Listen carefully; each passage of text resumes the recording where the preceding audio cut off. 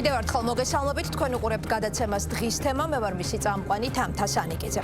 17 დღე თვითმმართველობის არჩევნებამდე და დაძაბული წინა საარჩევნო ფონი. ორივე მხრიდან გამწვავებული რიტორიკა, გაყოფილი პოზიციები ოპოზიციურ ფლანგზე და მზადება არჩევნების დღეს დაგეგმილი საპროტესტო აქციისთვის. რამდენიმე ოპოზიციური ძალა წინა საარჩევნო მარათონშია ჩართული, არჩევნების ბოიკოტირების მომხრე ოპოზიციის ნაწილი კი ხელისუფლების მშვიდობიანი დამხობის გეგმას აანონსებს და 4 ოქტომბერს ხელისუფლების გადაბარებისთვის ემზადება. მმართველი პარტიის თბილისის მერობის კანდიდატის საარჩევნო შტაბთან განვითარებული მძიმე მოვლენები, პროტესტის ერთ-ერთ კერად ქცეული მელიქიშვილის გამზირი. კიდევ ორი ოპოზიციონერი პოლიტიკოსი ციხეში და პრეზიდენტის შეწყალების აქტით გათავისუფლებული ორი პოლიტიკური ლიდერი. იკვეთება თუ არა რაიმე კავშირი რუსთაველის გამზირზე დაგეგმილ შეკრებასა და ასაფეთქებელი ნივთიერება ჰექსოგენის შემოტანის საქმეს შორის, რომლის ფიგურანტები უკრაინის მოქალაქეები არიან. შეუერთდებიან თუ არა პაატა ბურჭულაძის მოძრაობისა და ნაციონალური მოძრაობის მიერ ორგანიზებულ მხარდაჭერილ აქციას დანარჩენი ოპოზიციური ძალები და ვის რა მოლოდინი აქვს 4 ოქტომბრის დღისა და არჩევნების მიმართ, რომელსაც მოწვევის მიუხედავად ეუთო ოდირის სადამკვირვებლო მისია ამჯერად არ დააკვირდება. ამ თემებზე ვისაუბრებთ დღევანდელ გადაცემაში. ჩვენი სტუმრები იქნებიან ნაციონალური მოძრაობის წევრი ანა წითლიძე, რელოს წევრი ლანა გალდავა და ქართული ოცნების თბილისის მერობის კანდიდატის საარჩევნო შტაბის ხელმძღვანელი პარლამენტის წევრი ლევან მაჭავარიანი. გადაცემას დავიწყებთ ანა წითლიძესთან საუბრით, ის უკვე ჩვენ სტუდიაში იმყოფება. ანა მოგესალმებით, მადლობა გადაცემაში მონაწილეობისთვის. პირველ რიგში ლევან ხაბეიშვილის დაკავების შემდეგ უკვე ნაციონალური მოძრაობა ძალიან აქტიურად არის ჩართული 4 ოქტომბრის საპროტესტო შეკრების ორგანიზებაში. შეგიძლიათ გითხრათ, რა შეიცვალა თქვენი პარტიის პოლიტსაბჭოს თავმჯდომარის დაკავების შემდეგ, რა ფორმით ხართ ახლა ამ აქციის მზადებაში ჩართული? მოგესალმებით, მადლობა შესაძლებლობისთვის. პირველ რიგში დავიწყებ იქიდან, რომ მე მეგონა, რომ თქვენ ახლა საზოგადოებრივი მაუწყებელი, რომელიც მითითებს ხალხის ფინანსებით დაიწყებდით თემით ამ გახმაურებული სკანდალით, რაც უკავშირდება 625 მილიონი დოლარის და 35 მილიონი ევროს გათეთრების საქმეს. ამასაც კი, ნახეთ, ამ კითხვის პასუხი არის ხა თქვენს 13 წლის განმავლობაში თქვენ ხო გახსოვთ, რომ ქართული ოცნება მუდმივად გვიმტკიცებდა, როდესაც ჩვენ ნაციონალური მოძრაობა საუბრობდით კორუფციაზე, რომ ამ ქვეყანაში კორუფცია არ არსებობდა, რომ ამ ყველაფერს ჩვენ ვიგონებდით, ამ ყველაფერს ხაბეიშვილი იგონებდა, ერთიანი ნაციონალური მოძრაობა იგონებდა. გვახსოვს პარლამენტში შეხლა შემოხლა და ფიზიკური ანგარიშწორება ყველა იმ კითხვაზე, რომელსაც ოპოზიცია სვამდა კორუფციულ გარიგებებთან და სქემებთან დაკავშირებით. ანუ 13 წლის განმავლობაში, რომ ქვეყანაში აღვირახსნილი კორუფცია იყო და ამ კორუფციის მთავარი შემოქმედი არის ბიძინა ივანიშვილი, ეს დღეს დაადასტურეს, აი გუშინ დაადასტურეს, აი ფაქტით, როდესაც მშიერ საქართველოს მოქალაქეებს და მე ვიცი, რომ თქვენ გიყურებთ ასევე ქართული ოცნების ამომრჩეველი და აი მათ მინდა უბრალოდ მივმართო, რომ აი თქვენ, რომლებიც 1000 და 1500 ლარიან ხელფასზე მუშაობთ ხშირ შემთხვევაში. იმის შესაძლებლობა არ გაქვთ, რომ სახლში როდესაც მიხვდათ, თქვენშიც ნორმალური საჭმელი აჭამოთ, ნორმალურ სკოლაში მიიყვანოთ და ბავშვის სკოლაში მშიერი არ ყავდეთ. არ გაბრაზდით უბრალოდ, რომ ერთ კონკრეტულ кейსზე, ერთ საქმეზე 602 მილიარდ ლარზეა საუბარი. საქართველოს მოქალაქეების ჯიბიდან ამოტანილი 2 მილიარდი ლარი, რომელიც ახლა ყობახიძის ჯგუფს კორუფციას კი არ ებრძვიან. ყობახიძის ჯგუფს დასჭირდა ღარიბაშვილის ჯგუფზე ანგარიშწორებისთვის. თქვენ ფიქრობთ, რომ ეს საქმე მიდის ქართული ოცნებიდან წასულ ყოფილ მაღალჩინოსებამდე? აი მე დავაკავშირებ ახლა ყველაფერს ერთად. კი, რო თქვენ როგორ წარმოგიდგენიათ, რომ აი ამ ხელა თანხარო ქვეყანაში ჩამოჯერ, ხო ყველაფერი სწორი ყოფილა, ხო სწორი ყოფილა ის, როდესაც საუბრობდნენ იმაზე, რომ საქართველო გახდა ეგრეთ წოდებული შავი ხვრელი, მათ შორის რუსეთისთვის სანქციების გვერდით ავლაში. თქვენ როგორ წარმოგიდგენიათ, რომ ამ ხელა ფული ამ ქვეყანაში ისე შემოვიდა, სუსმა ვერ გაიგო, პრემიერ-მინისტრმა ვერ გაიგო, საბაჟომ ვერ გაიგო, ეროვნული ბანკი სად იყო? ეს ხო პირდაპირ ლარის კურსზე მოქმედებდა, მათ შორის და ის ეკონომიკური ციფრები ვითო რო გვეუბნებიან პოპულისტური ამბობს, რომ გამოძებასთან ციფრებს, ხო? ხო, შესაბამისად, ეს თან არის მხოლოდ ერთი кейსი, მხოლოდ ერთი კონკრეტული кейსი, რომელიც ღარიბაშვილის დასაჭერად ჭირდებათ რეალურად. თქვენ გაქვთ ასეთი მოლოდინი, რომ შეიძლება ყოფილ პრემიერამდე ბურჭულაძე აბარატო დაიჭირეს, ახლა ბურჭულაძე ერთადერთი ნიშნით დაიწერეთ, მხოლოდ იმიტომ, რომ ღარიბაშვილის კადრი იყო და ეს შიდა გარჩევები, ახლა ეს ფსიქოპატი ბიძინა ივანიშვილი, რომელიც ის და რომელმაც თავის დროზე აი ეს კორუფციული მთელი სქემა შექმნა, ახლა დარწმუნებულია იმაში, რომ ღარიბაშვილი და მისი გუნდი მას პარავდნენ. ყოფილი მაღალჩინოსები ვახსენეთ, აუცილებლად უნდა კითხოთ მაშინ, იმიტომ რომ ამ თემის გაგრძელება არის სოფო ჯაფარიძის განცხადებაზე, რომელმაც დაანონსა, რომ ბევრ სიურპრიზს უნდა ელოდეს ქართული ოცნება, ქართული ოცნებიდან წასული ყოფილი მაღალჩინოსებისგან, სხვათა შორის პრემიერის განცხადება მეჭვები ამაზე კიდევ უფრო გააძლიერა, მანაც დაახლოებით მინიშნება გააკეთა ქართული ოცნების ყოფილ წევრებზე. და შეიძლება ვივარაუდოთ, რომ აი თქვა იგივე 4 ოქტომბრის აქციის უკანად რაიმე კავშირი აქვს ქართული ოცნების ყოფილ მაღალჩინოსნებს ნაციონალური მოძრაობის პოლიცსაბჭოს თავმჯდომარესთან, იგივე ლევან ხაბეიშვილთან. ესე არ დავსვამდი კითხვას, ეს არის რაც კობახიძეს აწყობს ესე ამის რაღაცა პროპაგანდირება. ერთი რაღაცა არის ფაქტი. ნახეთ და ახლა ესეც უკავშირდება ამ თქვენს კითხვას, უბრალოდ ამასო დავასრულებ. პირველი, ანუ ეს აღვირახსნელი კორუფცია რაც გვაქვს, აი ყველა რო იპარავს, მერის სამსახურის უფროსიც რო იპარავს, მერის რიგითი თანამშრომლების რო იპარავს და რაღაცა ათასობით კი არა, მილიონებს და მილიარდებს იპარავს. აი ეს ხალხი. და ეხლა უბრალოდ უყურებთ პროცესს, როგორ ანაცვლებს კობახიძის გუნდი ღარიბაშვილის გუნდს, იმიტომ რომ ეხლა კობახიძის გუნდმა უნდა ჭამოს საქართველოს მოქალაქეების ხარჯზე ეს მილიონები.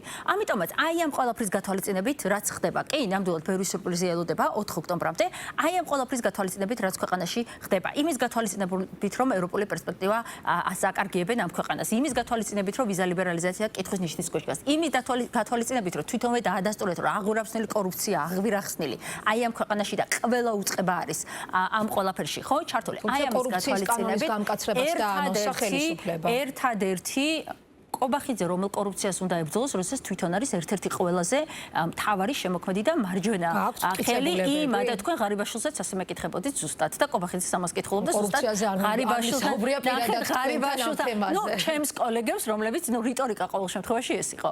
ყველასი. იმიტომ რომ ძიმე ბრალდება უნდა იყოს კითხებულებები, ხომ აი დაახლოებით ეს იყო ღარიბაშვილსაც, ზუსტად ეს იყო ღარიბაშვილ, კი მათ შორის კოლცენტრების საქმეზე.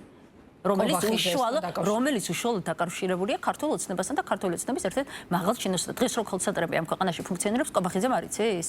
უბრალოდ ისინი ჭირდება. სოფო ჯაფარიძემ ქართული ოცნები და წასული მაღალჩინოსნები. თუ გინდათ რომ ბოლომდე დავასრულო, მაშინ და დამასრულებთ ამ კითხვის პასუხიც არის. ნახეთ, შესაბამისად, ეხლა ეს რაღაცა კლანური დაპირისპირება, რომ ის შემდეგ იმ წილებს კობახიძის სასტავმა ჩაიბაროს და ასე შემდეგ, ამას არაფერი საერთო კორუფციასთან ბრძოლასთან არა აქვს.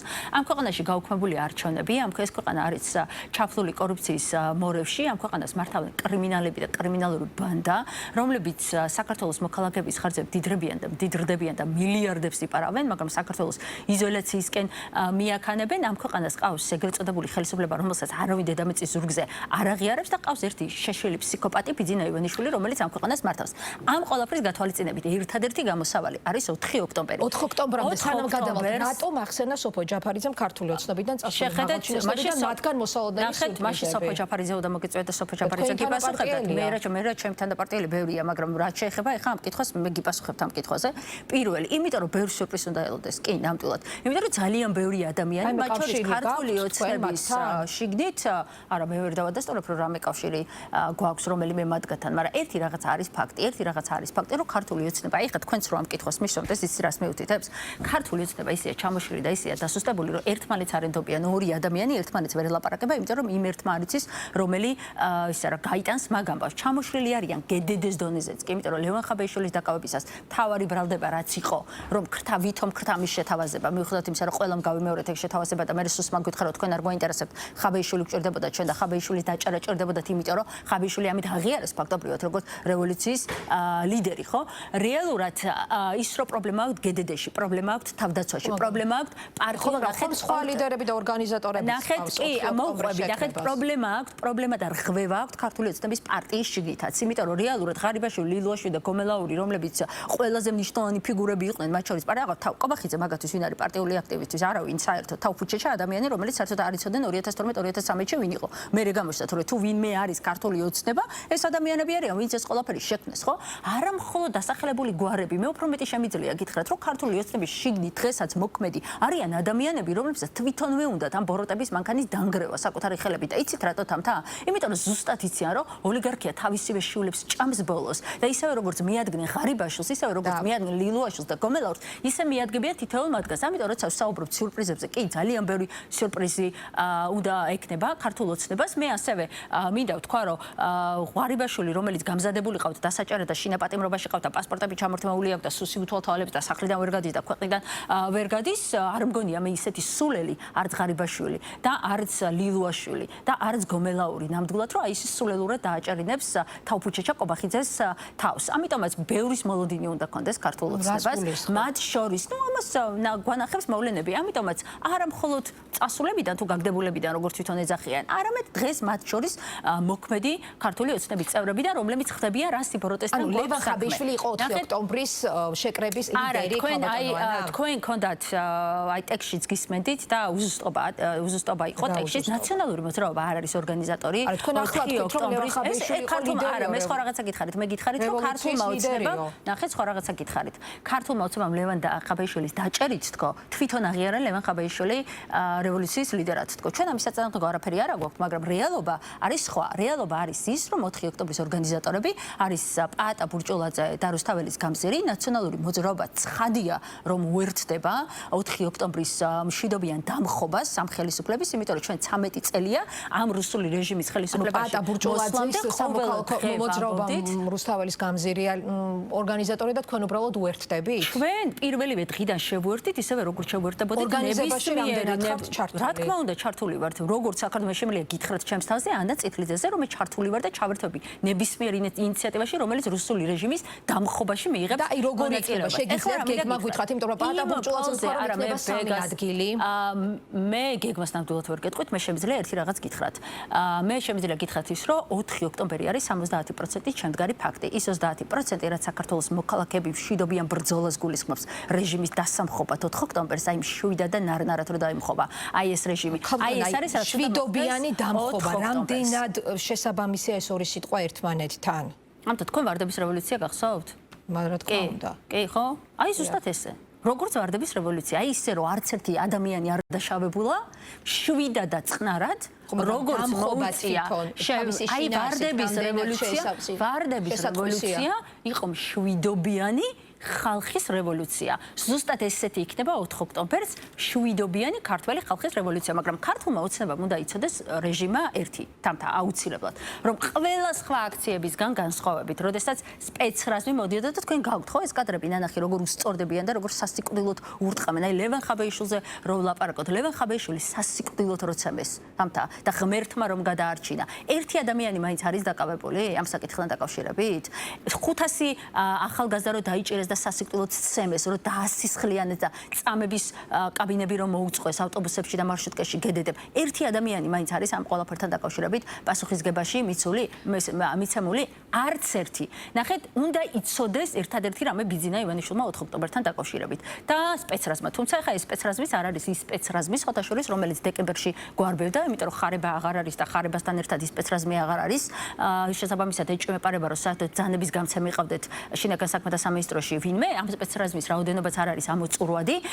შესაბამისად, რამდენიმე 4000-მდე ადამიანზე არის რეალურად საუბარი, ხო, მაგრამ ამათ უნდა იცოდნენ, რომ ბიჭებო, როგორი ბრძანებაც არ უნდა მიიღო და როგორი ბრძანებაც არ უნდა მოგცეთ თქვენ რუსულმა რეჟიმმა. უნდა იცოდეთ, რომ ყველა სხვა აქციებისგან განსხვავებით, სადაც თქვენ უმოწყალოდ არ ბევდით საქართველოს მოქალაქეებს. საქართველოს მოქალაქეებს აქვთ კონსტიტუციური უფლება, რომ დაიცვან საკუთარი 4 ოქტომბერს, აი რა მოლოდინი გაქვთ, ანუ რამდენად მასშტაბურ შეკრებას ელოდებით, იმიტომ რომ იქ მაგალითად პაატა ბურჭულაძემ თქვა რომ ის ელოდება 200-300-მდე ადამიანს. აი თქვენი მოლოდინი როგორი არის?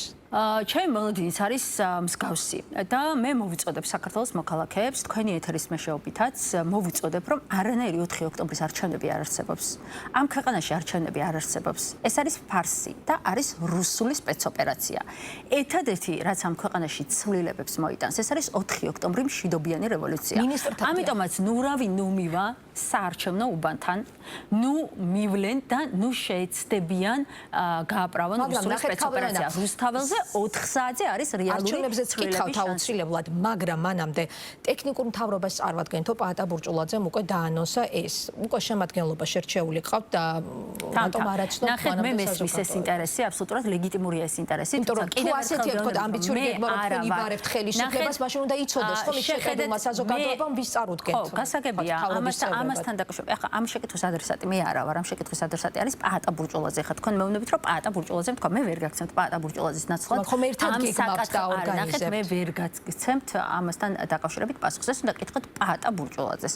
ყველაზე მნიშვნელოვანი ფაქტი, რაც შეიძლება 4 ოქტომბერს მოხდეს, ტექნიკური მთავრობასაც დაკომპლექტებაც მარტივად შესაძლებელი ამბავი არის. ამ ქვეყნის განვითარებას მე კიდევ გონებით მე ამაზე ვერ გიპასუხებთ მეთქი ეს უნდა კითხოთ პაატა ბურჭულაძეს და კონკრეტულ რომ ციცოდე არ გეტყვით გულსხმელად რო გითხათ, იმიტომ რომ ჩვენი მთავარი мотивация მე ყველაფერს ტექნიკურ მთავრობასაც ეშველება და ამ ქვეყნის განვითარებასაც და ვიზა ლიბერალიზაციას და ევროპულ კურსსაც და ყველაფერსაც ოღონდ ჯერ ნომერ პირველი ამოცანა არის ვის თავაზობთ ჯერ ნომერ ხარდამჭერებმა ყველა ქართველი ხალხი გადაიბარებს ხელისუფლებას 4 ოქტომბერს კონკრეტული პარტია კი არა თამთა ქართველი ხალხი მაგრამ ნახეთ აი ხალხი გადაიბარეს ქართველი ხალხი მაგრამ არა ეს აუცილებლად უნდა ვთქვა სპექტრიდან პრაქტიკულად მხოლოდ თქვენი პარტია უერთდება ვერ ვიტყოდი ესე ვერ ვიტყოდი აი ვინ არიან კიდევ ვინანიდან პრაქტიკულად დისტანცირებულები არიან და ამბობენ რომ რაღაცა განსაკუთრებულ მოლოდინს ქმნის იმიტომ რომ 13 სექტემბერზე რვიანის ეგრეთ წოდებული რვიანის პარტიები რომლებიც სხვათა შორის ბოიკოტს უცხადებდნენ არჩევნებს ისინი თავიდანვე ამბობდნენ რომ განსაკუთრებული აქცენტი გაკეთდებოდა მაგალითად 13 სექტემბრის შეკრებაზე ფაქტია რომ ისინი დისტანცირებულები არიან ძირითადად ხართ თქვენ ასევე სტრატეგია აღმაშენებელიც ჩართული ანუ ყოველ შემთხვევაში კადრებს როდესაც ვადევნებთ თვალს და ნუ პაატა ბურჭულაძის მოძრაობა რუსთაველის გამზირდა ვინ არიან სხვა პოლიტიკოსები პირველი მესმის ამ კითხვის არსი პირველი მე დარწმუნებული ვარ რომ 4 ოქტომბერს იქნება ყველა გარეთ ქუჩაში ყველა აი როგორც რიგითი საქართველოს მოქალაქე, იმიტომ რომ თქვენ რომ ამბობთ რომ ჩართულები ხართ, კი ჩვენ ჩართულები ვართ და მე ჩართული ვარ აქტიურ ამ ყველაფრის ორგანიზებაში და ბოლომდე დავიხარჯები რეჟიმის წინააღმდეგ ბრძოლაში იმისთვის რომ ეხა ყობახიძემ მკითხვა დღეს რომ არ გაიმეოროთ ეს რიტორიკა თორე დაგვემოქრა, მაგრამ აი თქვენი ეთერიდან მინდა ვუთხრა რომ ყველაფერს გავაკეთებ იმისთვის რომ თქვენი რუსული რეჟიმი მშვიდობიანად დაიმხოს 4 ოქტომბერს. მაგრამ აი 4 ოქტომბერი არ არის ერთი კონკრეტული ადამიანის ექსკლუზივი. თამთა ან ერთი კონკრეტული პოლიტიკური პარტიის ექსკლუზივი. 4 ოქტომბერი არის საქართველოს მოქალაქეების და ძალიან ბევრი საქართველოს მოქალაქე არის ჩართული ამ პროცესში. მათ შორის პოლიტიკური პატიმრების დედები, ხო, რომლებიც დღეს ნახეთ, მათ შორის სხვადასხვა პროფესიის ადამიანების, სხვადასხვა პოლიტიკური გემოვნების ადამიანები. ლიდერმა გააკეთა ქალბატონო ანა განცხადება, რომ ემიჯნებიან ამას და ნუ ანა იგივე რაღაც რადიკალიზმის მიშნები და მე ეს არ მომისმენია. მაგალითად ალე კოელისაშვილის განცხადება მოვისმენთ ჩვენ რომ საერთოდ არ იცის ამ საერთოდ არ მაინტერესებს. შეხედეთ, აი პირდაპირ გეუბნებით, რომ საერთოდ არ მაინტერესებს ვინ რას იტყვის. საერთოდ არ მახელობს. რომელი ჯერ ერთი ლელოსგან მე არ მომისმენია რომ 4 ოქტომბრის აქციას რაღაცა ბოიკოტს უცხადებენ ეს ერთი მე დარწმუნებული ვარ დავასრულებ თუ შეიძლება ერთადერთი ვინც გააკეთა ეს არის ტემუდან გამოწერილი კოცები რო არიან გახარიები ამათ ეგ განცხადება მე დარწმუნებული ვარ რომ მაგრვიანის ფარგლებში სხვა პოლიტიკური პარტიების და ასე შემდეგ 4 ოქტომბერს ყველა იქნება გარეთ როგორც რიგითი საქართველოს მოქალაქე აი ეს შემიძლია ხა თქვენ რო გიყურებთ აი ეს ზუსტად და 100%-ით გითხრათ რომ ყველა იქნება გარეთ აქციაზე მიუხედავად განსხვავებული პოლიტიკური პოზიციებისა, აქ რაღაცა განსხვავებული სტრატეგიისა, იმიტომ რომ ყველა ძალიან კარგად ესმის ამ დღის მნიშვნელობა. მეორე, მე არ მიმეცხედე, ეხლა არა, ნახეთ, არასწორ ინტერპრეტირებას აკეთებთ, ეხლა ლელო და გახარია გაერთიანეთ ისევ და მე ჩემივე პასუხში გითხარით. რომ გახარიას უკაცრავად აქციასთან დაკავშირებით თქო გითხარით. ნახეთ, აქციასთან რომ ორივე სხვადასხვა განცხადებებია. შეგახსენოთ, ეხლა იგივე ალე კოელისაშვილი არ მგონია რომ ხა შეუთანხმებულად გაეკეთებინა ეს განცხადება და მან თქვა მე მესმის გავიგე და გითხარით კიდეც რომ არ მაინტერესებს თქო ნახეთ გავიგე კი ბატონო მაგრამ კიდევ ერთხელ გეუბნებით რომ არ მაინტერესებს თქო საერთოდ ალე კოელისაშვილი რას იტყვის ახლა ალე კოელისაშვილმა თავისი გზა აირჩია როდესაც რუსულ სპეცოპერაციაში ლეღვის ფოთოლი გახდა ქართული ოცნების და ბიძინა ივანიშვილის ამიტომაც არ მაინტერესებს ალე კოელისაშვილი მე მაინტერესებს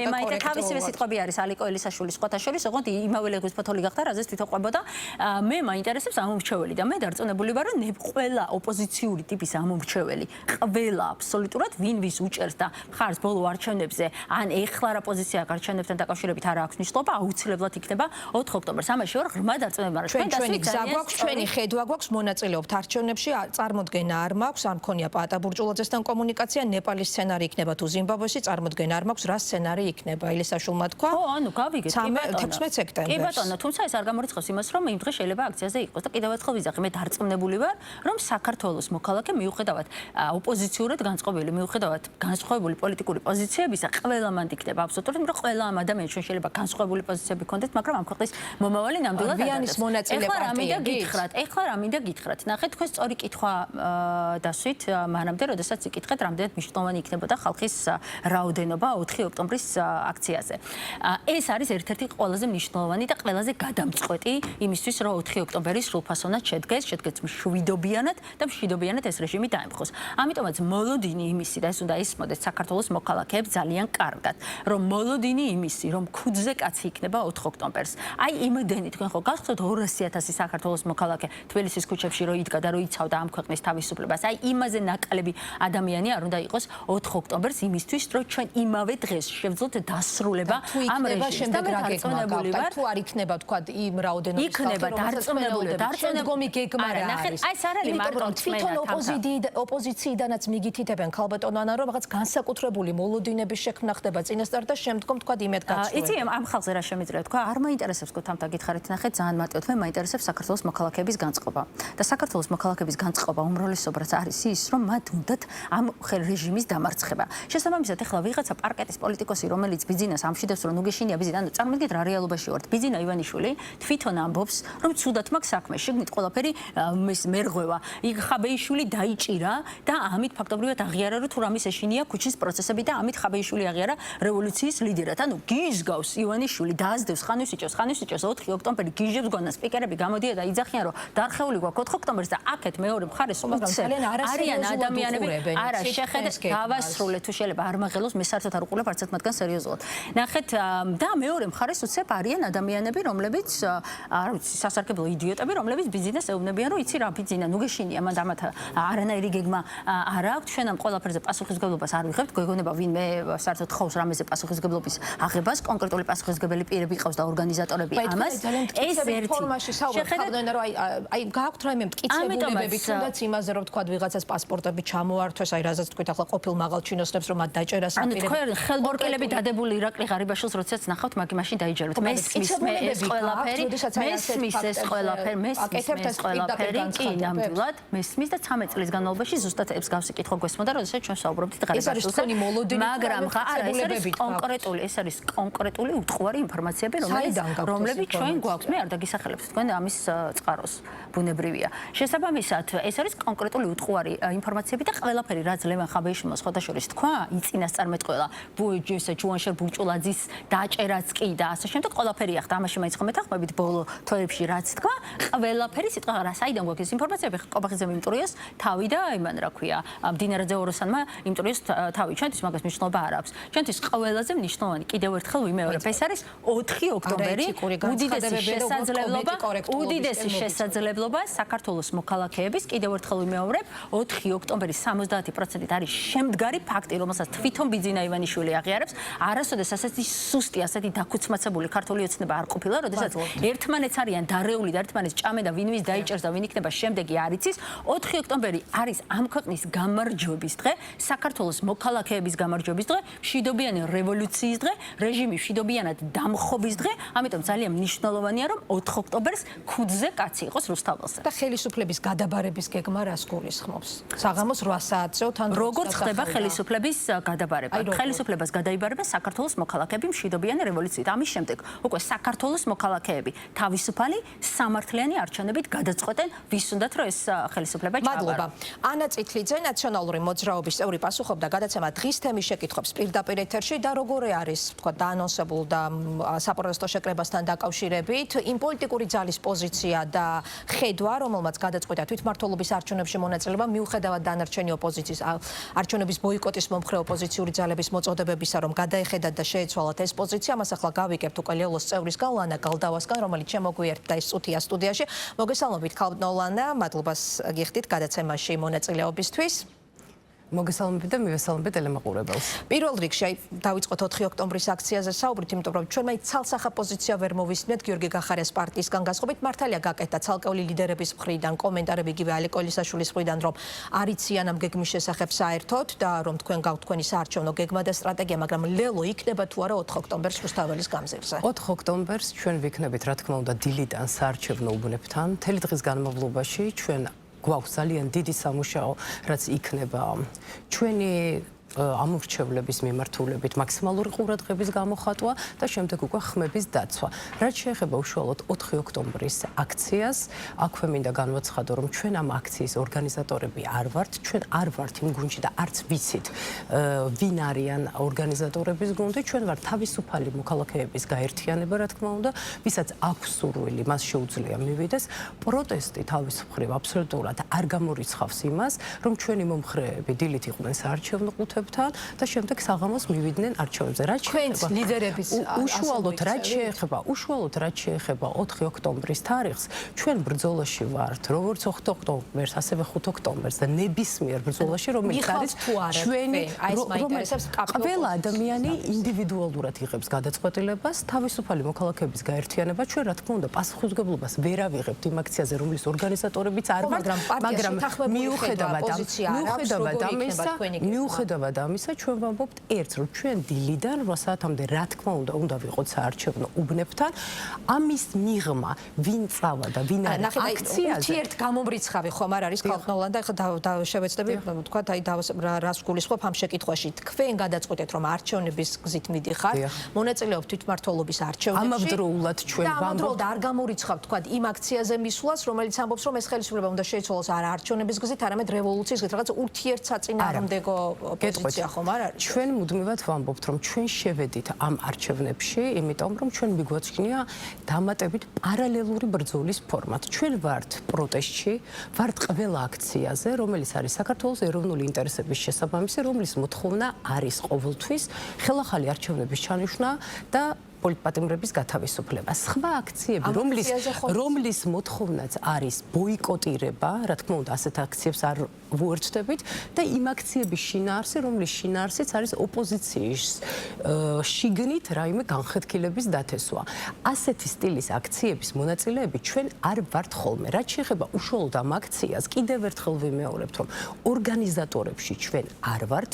დღის მდგომარეობით ჩვენ ზუსტი მოთხოვნები რა არის ამ აქციის არ ვიცით, იმ საორგანიზაციო ჯგუფიც არ ვიცით, ვინ არის და ვინ ატარებს ამას, ამიტომ დავაკვირდებით კიდევ პროცესს, წინ არის რაღაც სამკვირვამდე პერიოდი, რა იქნება მათი მოთხოვნები, შეიძლება როგორ გადატრანსფორმირდება ეს მოთხოვნები და სხვა მხრივ ჩვენი წევრები, ჩვენი მხარდამჭერები, რა თქმა უნდა იყვნენ საარჩევნო უბნებთან და შემდეგ გადაწყვეტონ მიიღებენ თუ არა მონაწილეობას 4 ოქტომბრის აქციაზე.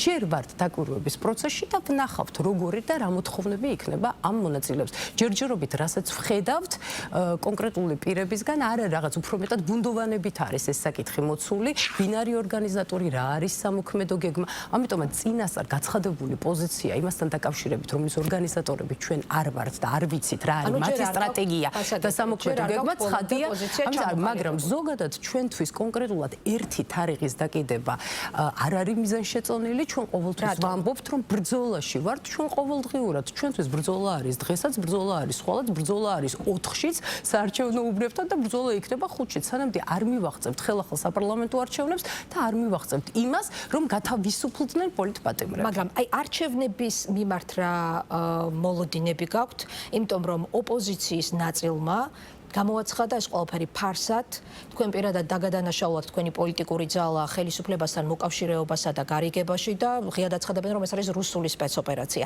შესაბამისად, ანუ თქვენ რა მოლოდინი გაქვთ და რა დამოკიდებულება ამ საარჩევნო დღის მიმართ? ჩვენი მოლოდინი და დამოკიდებულება გამოხატულია იმ პოზიციაში, რასაც ქვია პარალელური ბრძოლის ფორმატ, რა თქმა უნდა, შესვლა თვითმმართველობის არჩევნებში. ჩვენ ვიცით, რომ ეს არჩევნები იქნება მძიმე, ამას ჩვენ ახლა წინა საარჩევნო პერიოდშიც განვიცდით ჩვენ თავზე, მაგრამ მიუხედავად ამისა, ვამბობთ, რომ არასოდეს არ ყოფილა ამ ქვეყანაში თავისუფალი სამართლიანი არჩევნები, ისეთი, რომლის დროსაც ბრძოლა ჩვენ არ დაგვჭირვებია. მიუხედავად ძალიან დიდი გაყალბებისა 2024 წლის არჩევნებშიც ჩვენ ოპოზიციამ თბილისი მოვიგეთ 16%-ით 2021 წელს თბილისის საკრებულოს არჩევნებში ხომ თვითმმართველობის არჩევნებში პროპორციული ნაწილი მიუხედავად ასევე გაყალბებისა და ძალიან დიდი პრობლემებისა ჩვენ მოვიგეთ ოპოზიციამ და ამიტომაც როდესაც დღეს არის ძალიან დაბალი რეიტინგები მათ მხარეს ჩვენ რატო უნდა დაუთმოთ და ვაჩუქოთ ქართულ ოცნებას სრულად ჩაბატონება თვითმმართველობებში ეს არ მოხდება ეს არის ჩვენი მოქალაქეობრივი ვალი აუცილებელია პოლიტიკური ამოვდროულად პასუხისმგებლობა რომ მივიღოთ მონაწილეობა არჩევნებში ეს არის პარალელური ბრძოლის ფორმა ჩვენ გვაქვს პროგრამა საუკეთესო პროგრამა წამოვიღე მე დგას თქვენთან და მინდა რომ შემდეგ თქვენ გადმოგცეთ ეს არ არის ოცნებების დაპირებები ეს არის რეალური პროგრამა სადაც გვაქვს გაწერილი ყოველი დღე მას შემდეგ როდესაც ჩვენ ვიქნებით თვითმმართველობებში და ამ პროგრამის უკან არის უზარმაზარი ანალიტიკური სამუშაო გაწეული და აი ეს არის სწორედ პასუხისმგებლობა მოქალაქეების წინაშე მოლოდინზე ძალიან ბევრი განცხადება გაკეთდა თქვენი პოლიტიკური გაერთიანების მხრიდან რაზე დაყრდნობით რა გარემოებზე დაყრდნობით გაქვთ ასეთი ოპტიმისტური მოლოდინი და რამდენად ფიქრობთ რომ თქვა ირაკლი კუპრაძე თქვენი კანდიდატი გაუწევს ამ შემთხვევაში კონკურენციას მმართველი პარტიის მერობის კანდიდატს განწყობების შესაფასებლად ყველაზე კარგი საშუალება არის ველზე ყოფნა სადაც უშუალოდ ყოველდღიურად ხვდებით მოქალაქეებს მე გახლავართ მთაწმინდის მაჟორიტარობის კანდიდატი ამავდროულად ძალიან ხშირად მიწევს ჩასვლა ქვემო ქართლში როგორც პოლიტიკურ კურატორს ამიტომ ყოველდღიურად აი პასუხისმგებლობით ვაცხადებ იმ კონკრეტულ რაიონზე და იმ რაიონებზე რომელშიც მე მოძრაობ და დავდივარ რომ მოქალაქეები არიან ძალიან ბევრი რომელსაც სურს მიიღოს მონაწილეობა არჩევნებში და ესენი არიან ოპოზიციის წარმომადგენლები დიდი ნაწილი მაგალითად ადამიანები რომლებიც ვერ გადიან პროტესტზე 5000 ლარიანი ჯარიმის გამო ვერ მიდიან პროტესტზე იმის გამო რომ არიან საჯარო მოხელეები დასაქმებულების სიპებში აიპებში არიან ძალოვანი უწყებების წარმომადგენლები არიან პედაგოგები არიან უმაღლესი საგანმანათლებლო დაწესებულების პროფესორ-მასწავლებლები ამ ადამიანებს გააჩნიათ ოპოზიციური ხმა ამ ადამიანებს სურთ ამ ქვეყანაში ცვლილებები მაგრამ მათ რაღაც ობიექტური სუბიექტური მიზეზების გამო არ შეუძლიათ გასვლა და პროტესტში მონაწილეობის მიღება და ამიტომაც ისინი ყოველდღურად გვეუბნებიან რომ კი ჩვენ მოვდივართ არჩევნებზე და ჩვენ გადაწყვეტილებას აი საუბნო აი ამ სიტუაციაში ყუთთან საარჩევნო ყუთთან დავაფიქსირებთ და აი ეს არის ყველაზე კარგი საზომი რაც შეეხება უშუალოდ კახი კალაძეს მისი რეიტინგი არის დაბალი და გარდა ამისა მას აქვს გადასალახი ბარიერი 50 მხოლოდ კვლევაზე არ არის აქ საუბარი ყოველდღიურ განწყობებზე არის საუბარი და რა თქმა უნდა ამის უკან ანალიტიკაც დგას და ამ განწყობების მიღმა მოცემულობა არის რომ ადამიანს აქვს გადასალახავი ბარიერი 50+ და რეიტინგი როდესაც არის 25-დან 23-მდე ჩამოსული ამ შემთხვევაში მას ძალიან გაუჭირდება და მეორე ტურის ალბათობა არის ძალიან დიდი რა თქმა უნდა ჩვენ გვყავს ახლა იცით გაერთიანებული ორი კოალიციის შეთანხმებული კანდიდატი ირაკლი კუპრაძეს ზურგს უმაგრებს ძალიან კარგი გუნდი. ირაკლი კუპრაძე არის ადამიანი, რომლის წარსული ცხოვრება აბსოლუტურად არის ტრანსპარენტული და ყველა მიცის, რომ ადამიანს 29 წლის ასაკში ბრძოლის გარდა არაფერი არ გაუკეთებია და ყველა სიკეთეზე უარი აქვს ნათქვამი და ჩვენ ვართ მოსული და ხელდამშვენებული იმ პროგრამით, რომელიც არის საუკეთესო პროგრამა. თქვენ მანამდე აკეთებდით განცხადებებს იმის შესახებ, რომ იქნებოდა პოლიტიკურად ნეიტრალური კანდიდატურა შერჩეული თბილისის მერობის კანდიდატად, მაგრამ შემდეგ ვნახეთ, რომ თქვა თქვენი პოლიტიკური გაერთიანების ერთ-ერთი აქტიური სახე წარადგენთ. რატომ ვერ მოძებნეთ თქვა პოლიტიკურად ნეიტრალური, რატომ შეჩერდა ბოლოს არჩევანი ისევ კუპრაძეზე? ჩვენ აპრიორი არ გვითქვამს, რომ აუცილებლად გაკეთდებოდა მიიღებოდა გადაწყვეტილება ნეიტრალურ კანდიდატზე. ჩვენ რამდენიმე ადამიანის მიმართულებით გავაკეთეთ კვლევები და რა თქმა უნდა კვლევების შესაბამისად მივიღეთ ის გადაწყვეტილება, რომ ურთიერთთანამშრომლობის მემორანდუმის ფარგლებში არჩევანი გაკეთდა ირაკლი კუპრაძეზე და მე ვფიქრობ, რომ ძალიან კარგი არჩევანია, ამას და ადასტურებს ის გუნდების შეთანხმებული პოზიცია, რაც გვაქვს. ჩვენ უკვე დავასახელეთ მოდელი რა არის კოალიციური ერთობის, დავასახელეთ ასევე თბილისის საკრებულოს თავმჯდომარეობის კანდიდატები, ვიცემერების კანდიდატები და ზოგადად მიგვაჩნია შემდგომშიც გაგრძელდება თქვენსა და ეს თანამშრომლობა და თანამშრომლობის მემორანდუმი ამ ეტაპზე მოიცავს პერიოდს არჩევნებამდე და არჩევნების დღეს. შემდეგ უკვე კარგი გამოცდილების გადატანილი იქნება, რა თქმა უნდა, თბილისის საკრებულოში, მაგრამ ამ ეტაპზე თანამშრომლობა შემოფარგლული არის წინასაარჩევნო და არჩევნების დღის პერიოდში. თქვენი პოზიციები ემთხვევა თუ არა ასევე ერთმანეთს საპარლამენტო არჩევნების ბოიკოტირების საკითხში და რატომ გეკითხებით? ყოფილმა პრემიერმა ცოტა ხნის წინ პირდაპირ თქვა და აღიარა, რომ ბოიკოტირება იყო შეცდომა და მანდატებზე უარი. ამ ნაწილშიც თანხმდებით, იმიტომ რომ არ გამოირიცხება სწორედ ამ განცხადების შემდეგ, რომ ის 12 წევრი, რომლებიც ადგილმონაცვლეები არიან მანდატშეწყვეტილი დეპუტატების გიორგი გახარიას პარტიიდან, შეიძლება შევიდნენ საკანონმდებლო ორგანოში შემოდგომაზე. აი აქედან გამომდინარე, თქვენი პოზიციები აქაც უკვე ემთხვევა ერთმანეთს, თქვენს ფიქრობთ, რომ ბოიკოტირება იყო შეცდომა? თანამშრომლობის მემორანდუმი ეხება უშუალოდ თვითმმართველობის არჩევნებს, თვითმმართველობის არჩევნების წინასაარჩევნო პერიოდს და თვითმმართველობის არჩევნების დღეს. ეს არ ეხება საპარლამენტო არჩევნებს. რაც შეეხება უშუალოდ პარტიებს, ჩვენ რა თქმა უნდა ვართ განსხვავებული პარტიები, განსხვავებული პოლიტიკური იდენტობით, ჩვენ ძალიან ხშირად გვქონია საწინააღმდეგო პოზიციები, ახლაც გვაქვს ძალიან ბევრ საკითხზე, მაგრამ ეს არის საპარლამენტო არჩევნებთან დაკავშირებით ჩვენი პოზიცია გამოხატულია იმაში, რომ ჩვენ უარი ვთქვით საპარლამენტო მანდატებზე და ჩავხსენით სიები. მათი პოზიცია გამოხატულია იმაში, რომ მათ ჩახსნილი სია არ აქვთ და არიან იმ ეს ხელს არ შეუშლის აი ესეთი განსხვავებული პოზიცია საპარლამენტო არჩევნებთან დაკავშირებით ეს უკვე ყველა მიცის და ეს იყო წარსული. რაც შეეხება ახლანდელ დღეს, ჩვენ გვაქვს მემორანდუმი თვითმმართველობის არჩევნებთან დაკავშირებით და ვთანხმდებით იმ მთავარ გზავნილებზე, რაც არის ჩვენს ქვეყანაში და მოქალაქეების უსაფრთხოება და დაცულობა, რაც არის ჯანდაცვის პროგრამები, რაც არის ხელახალი საპარლამენტო არჩევნები, პოლიტპატიმრების გათავისუფლება, რაც არის ახალი სამუშაო ადგილები და ის მნიშვნელოვანი საკითხები, რაც გადასაწყვეტია თვითმმართველობას პარლამენტში გახარიას პარტიიდან. აი ეს გამოიწევს თუ არა თქვა და რაღაც გარკვეულწოდ თანამშრომლობაში მეწინასწარ საუბარი არ მინდა იმ საკითხებზე, რა საკითხებიც არ ვიცი და ჯერჯერობით მათ თავად არ გამოუხატავთ პოზიცია ამასთან დაკავშირებით და მეწინასწარ რატომ უნდა ვისაუბრო მომავალში შესაძლო მათ მიერ გადადგმული ნაბიჯების შესახებ. მემორანდუმი მოიცავს თვითმმართველობის პერიოდს, თვითმმართველობის დღეს. რაც შეეხება უშუალოდ ჩვენს საპროგრამო ნაწილს და ძალიან მინდა რომ ვისაუბრო ამ საკითხზე, ძალიან მნიშვნელოვანი არის რომ ძირითადად ეს არის ჩვენ ქვეყანაში მოქალაქეების და ჩვენს ქალაქში დაცულობის და უსაფრთხოების მიმართულება. აქ არის რა თქმა უნდა ყოველდღიურად ავარიული შენობების მოუწესრიგებელი პრობლემა, აქ არის საგზაო ინფრასტრუქტურის მოწესრიგება, აქ არის მიუსაფარი ცხოველები, აქ არის ნარკოპოლიტიკა. აი აკაუტნოლანა, მაინც ძალიან შეიძლება კრიტიკაც რბილად ნათქვამი იყოს, თქვა და იმ განცხადებების შეფასებების, რომლებიც თქვენს გადაწყვეტილებას მოჰყვა თვითმმართველობის არჩევნებში ჩართვასთან და მონაწილეობასთან დაკავშირებით. ფიქრობთ თუ არა მაინც რომ დააზიანა ამ გადაწყვეტილებამ არჩევნებში მონაწილეობის შესახებ საერთო ოპოზიციური ხედვა, გეგმა, თუნდაც თქვა და ოპოზიციური ერთობის ფორმირება და შექმნა, რომელიც უკვე წლებია იქცა ერთ-ერთ მთავარ გამოწვევა და ვერ მოხერხდა ამ ოპოზიციური ერთიანი ცენტრის ფორმირება, რაც არის ძალიან ბევრი ოპოზიციონერი აქტორის ერთ-ერთი მთავარი მოწოდება და სურვილი. ძლიერი საქართველო ლელო იყო პირველი კოალიცია, რომელიც 2024 წლის არჩევნების ჩატარებიდან რამდენიმე დღეში გამოვიდა ინიციატივით, რომ შექმნილიყო ერთიანი ოპოზიციური პლატფორმა. ეს დავარქმევდით ალტერნატიულ პარლამენტს თუ სათათბიროს თუ ასე შემდეგ.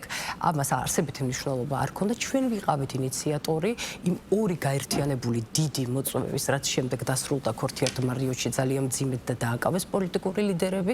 ჩვენ ვიყავით აბსოლუტურად ყველა სამუშაო ჯგუფში დაწყებული საგარეო მიმართულებით, ყოველდღიური კოლ-ცენტრით, იურიდიული სამსახურით. ჩვენ ყველაფერი გავაკეთეთ იმისათვის, რომ ყოფილიყო ერთობა და ერთიანობა. ამავდროულად თვითმმართველობის არჩევნების წინ ჩვენ ვამბობდით, რომ შეგვიძლია უარი ვთქვათ პარტიის სახელწოდებაზე, შეგვიძლია უარი ვთქვათ პარტიის ნომერზე, საერთოდ გადავიდეთ ზურგში და იყვნენ წარმოდგენილი ის სია, რომელიც იქნება დაკომპლექტებული დარგების სპეციალისტებისგან, იმ ადამიანებისგან, რომლებიც ქალაქს სჭირდება სხვადასხვა სამსახურებში, მაგრამ ჩვენ ყველაფერზე სხვადასხვა პარტიებისგან გვეთქვა უარი. იმიტომ რომ ისინი ფიქრობენ, რომ ფუნდამენტური საკითხი იყო არჩევნებში მონაწილეობა, არ მონაწილეობა და რომ თქვენ ამით უღალატეთ, იმ თქვა ოპოზიციურ პლატფორმას, რომელიც იყო სალომე ზურაბიშვილის გარშემო შექმნილი. სალომე ზურაბიშვილის გარშემო შექმნილ პლატფორმაში ჩვენ ვიყავით ბოლომდე, მაგრამ სხვა კოალიციის წარმომადგენლებს უკვე დატოვებული ჰქონდათ ეს პლატფორმა და ბოლოს ისეთ ადამიანებთან ვისხედეთ, რომლებიც თავდაპირველი იმ 4 კოალიციის წარმომადგენლობაში არ იყვნენ. ამიტომაც ლელო ძლიერი საქართველო არის პასუხისმგებლიანი პოლიტიკური ძალა, ჩვენ რასაც ვამბობდით, ის გავაკეთეთ ბოლომდე და ახლა დავდეთ საუკეთესო თანამშრომლობის მაგალითი და ვაჩვენეთ კიდევ საზოგადოებას, რომ შეიძლება სხვადასხვა პოზიციაზე მყოფი პოლიტიკური ძალები დასხდნენ გვალი მაგიდის გარშემო, წარადგინონ საერთო კანდიდატი, მერობის კანდიდატი და რას მოიცავს ხომ ჩვენ თანამშრომლობის მემორანდუმი მაჟორიტარი დეპუტატების მიმართულებით ჩვენ კონკურენციაში ერთმანეთთან არ შევდივართ და რაც მთავარია ეს ყველაფერი გვინდა იმისათვის რომ ამ ქვეყანაში დავიცვათ მოსახლეობის უსაფრთხოება, დავიცვათ ეს ქვეყანა ნარკოტიკებისაგან, დავიცვათ იმისაგან რომ ამ ქვეყანაში არ იყოს ჯანდაცვა ის მდგომარეობაში რა მდგომარეობაშიც არის შეიქმნას ხელახალი სამუშაო ადგილები, აი ძალიან კაი პრეზენტაცია გქონდა სკოლაში უფასო კვებასთან დაკავშირებით ეს ყველაფერი ჩვენ გათვლილი გვაქვს და ეს ჭირდება ხალხს უკმაყოფილება და პოზიციების გაყოფა თქვენმა გადაწყვეტილებამ არჩევნებში ჩართვის შესახებ მაგალითად საბაბუაძემ ჯერ განაცხადა რომ უბრალოდ პარტიის რიგით წევრად დარჩებოდა და შემდეგ უკვე ხაზარაძე ჯაფარიძის გათავისუფლების შემდეგ მან რამდენიმე დღის წინ განაცხადა რომ ტოვებს პოლიტიკურ გაერთიანება ძლიერ საქართველო ლელოს. ანუ რატომ ვერ მოახერხეთ თანაგუნდელების მაშინ დარწმუნება თქვენი გადაწყვეტილების მართებულობასა და სისწორეში? იცით რა არის ლელო ძლიერი საქართველო არის დემოკრატიულ პრინციპებზე აგებული. ჩვენ პოლიტსაბჭოში გვყავს ბევრი ადამიანი და რა თქმა უნდა მათ შორის რამდენიმე ადამიანს ვისაც ჰქონდა განსხვავებული პოზიცია, მათ შეუძლიათ და შეეძლოთ ყოველთვის ჩვენი პლატფორმის პარგლებში თავისი პოზიცია დაეფიქსირებინათ. ეს არის სწორედ იმის მაჩვენებელი, რომ დემოკრატიულობა და ტრანსპარენტულობა და მაქსიმალური გამჭვირვალეობაა ჩვენთან პარტიაში. ასე რომ რა თქმა უნდა საბა რჩება ჩვენს მეგობრად, მაგრამ მას გააჩნია რაღაც განსხვავებული პოზიცია ამ საკითხთან დაკავშირებით და მან მიიღო ის გადაწყვეტილება, რაც მისი ინდივიდუალური გადაწყვეტილებაა. უმრავლესობა, რა თქმა უნდა, რჩება იმ პოზიციაზე, რომ აუცილებელი იყო თვითმმართველობის არჩევნებში მონაწილეობა. მე ამ გადაწყვეტილების თავდაპირველადვე ვიყავი მომხრე და მუდმივად ვამბობდი, რომ აუცილებელი არის ყოველი პლატფორმის გამოყენება იმისათვის, რომ პოლიტიკოს რა სჭირდება, პოლიტიკოს აუცილებლად სჭირდება ტრიბუნა იმისათვის, რომ იყოს ხალხის სამსახურში. ხალხის მსახურებაშიც აუცილებელია, რომ ჩვენ ვიყოთ წარმოდგენილები ყველგან. პროტესტზეც, საკრებულოშიც თვითმმართველობებშიც და განსაკუთრებით კი ყველა სოფელში და ქალაქში ჩვენ დასაბრუნებელი გვაქვს სოფლები და ქალაქები. აუცილებელია. არის უზარმაზარი ბიუჯეტები, რომლებიც იხარჯება კორუფციულად და ნეპოტისტურად. ჩვენ უნდა ვიყოთ წარმოდგენილები თვითმმართველობებში, ოპოზიციური ხმა უნდა იყოს წარმოდგენილი თვითმმართველობებში აუცილებლად და ეხლა ძალიან უკვე რაღაც სასაცილოა მტკიცება იმისა. უნდა იყოს წარმოდგენილი. საპარლამენტო არჩევნები არის სხვა თემა და ეს თემა იყო 2024 წლის მოცემულობა. დღეს არის 2025 წელი. 2025 წლის საპარლამენტო არჩევნების შემდეგ პარლამენტში არ შესვლამ დადო სხვა შედეგები, რაც არის ის, რომ საპარლამენტო მიმართულებით ლეგიტიმაციის საკითხი დღესაც არის ისე, როგორც არის. ანუ არალეგიტიმურად არის ცნობილი საქართველოს პარლამენტი და ამას ყველა აღიარებს, როგორც ქვეყნის შიგნით და ქვეყნის გარეთ და ამას ხვდებით იმითაც, რომ აღარ არსებობს ამერიკის შეერთებულ შტატებთან სტრატეგიული პარტნიორობა, არ არის სტრატეგიული პარტნიორობა დიდ ბრიტანეთთან, არ არის ევროკავშირის წევრი ქვეყნებთან და შეუსრულებელი არის ის ვალდებულებები, რაც არის შესაძლებელი რა იქნება ის მთავარი ინდიკატორი, რომელიც განსაზღვრავს 4 ოქტომბრის აქციაში თქვენს მონაწილეობა არ მონაწილეობის საკითხს, იმიტომ რომ ჩვენ მოვისმენთ არაერთი განცხადება მშვიდობიან დამხობაზე, რაღაც ნეპალის მოვლენებთან იყო, თქვათ შედარებები, ტექნიკური მთავრობის წარდგენა, ასევე 8 საათზე საღამოს 8 საათზე ხელისუფლების გადაბარება და ასე შემდეგ. აი ქალბატონო თამთა, როგორ უნდა გიპასუხოთ მე თქვენ იმ საკითხებთან დაკავშირებით, რომლის მონაწილეც ლელო ძლიერი საქართველო არ არის. არ ვართ ორგანიზატორები, არ ვიცით ვინ არის საორგანიზაციო კომიტეტი, საერთოდ არ ვიცით რა არის სამოქმედო გეგმა და დღის წესრიგი. შესაბამისად, დღეს ჩვენგან საუბარი იმ საკითხზე, რომ ჩვენ ვიქნებით თუ არ ვიქნებით თუ არ ვიქნებით ჩვენს მომხრეებს, ჩვენს მხარდამჭერებს და იმ ადამიანებს, რომელიც მივა არჩევნებზე და გააფერადებს ლელო ძლიერ საქართველოს, აქვს თავისუფალი არჩევანის გაკეთება. რამდენად მისაღებია? 8 საათზე ხელისუფლების გადაბარების გეგმა, მაგალითად ტექნიკური მთავრობის წარდგენა 4 საათი. სიმართლე გითხრათ, მე სერიოზულად ამ გეგმის შესახებ ვერაფერი ვერ შევიტყვე და რაც არ ვიცი სერიოზულად, რაც არ ვიცი დეტალებში, ცხადია იმაზე კომენტარს ვერ გავაკეთებ. არასერიოზულად მე იმას კი არ უყურებ, რას აპირებს სხვა ოპოზიციური პარტიები და გამსხვავდები იმ ადამიანებისგან, რომლებიც ოპოზიციის ოპოზიციაში შედიან. მათ აქვთ თავიანთი ხედვა, თავიანთი სამოქმედო გეგმა. ჩვენ არანაირი კომუნიკაცია 4 ოქტომბრის დღესთან დაკავშირებით გარდა იმისა, რაც ჩვენ გაგვაჩნია გახარიას პარტიასთან საარჩევნო დღესთან დაკავშირებით, ჩვენ სხვებთან არ გვაქვს.